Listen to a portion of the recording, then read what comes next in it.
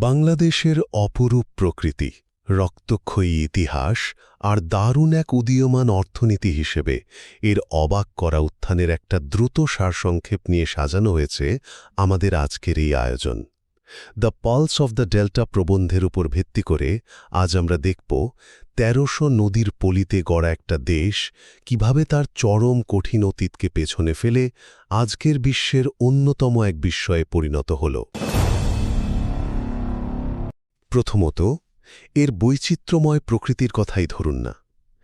একদিকে দক্ষিণে সুন্দরবনের ম্যানগ্রোভ বন, পূর্বে কক্সবাজারের বিশাল সমুদ্র সৈকত আর উত্তরে দারুণ সব চায়ের বাগান। তবে জানেন তো, সবচেয়ে চমকপ্রদ বিষয় হল এর ১৩০০ নদী। পদ্মা, মেঘনা, যমুনার মতো এই নদীগুলো শুধু যে এখানকার মানুষের প্রিয় ইলিশের যোগান দিচ্ছে তা নয়, বরং ভাওয়াইয়া বা লালনের মতো লোকসংস্কৃতিকেও একদম ভেতর থেকে সমৃদ্ধ করেছে।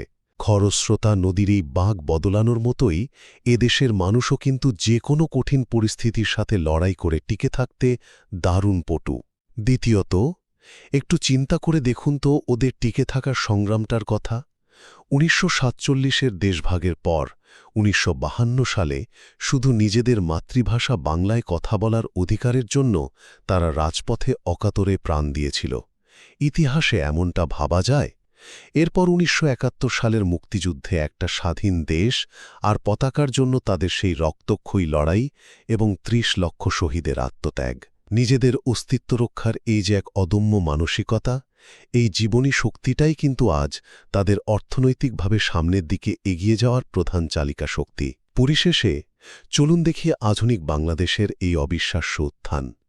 যে দেশটা একসময় পুরোপুরি কৃষিনির্ভর ছিল, তারা আজ বিশ্বজুড়ে তৈরি পোশাক বা আরএমজি রপ্তানিতে দ্বিতীয় স্থানে, নিজেদের টাকায় তৈরি পদ্মা সেতু বা আধুনিক মেট্রো রেলের মতো মেগা প্রজেক্ট থেকে শুরু করে ফ্রিল্যান্সিং আর আইটি খাতে তরুণদের যে চোখধাঁধানো সাফল্য, এসবই প্রমাণ করে তার এখন আক্ষরিক অর্থে বিশ্বের বুকে এক রাইজিং টাইগার বা উদীয়মান বাঘ।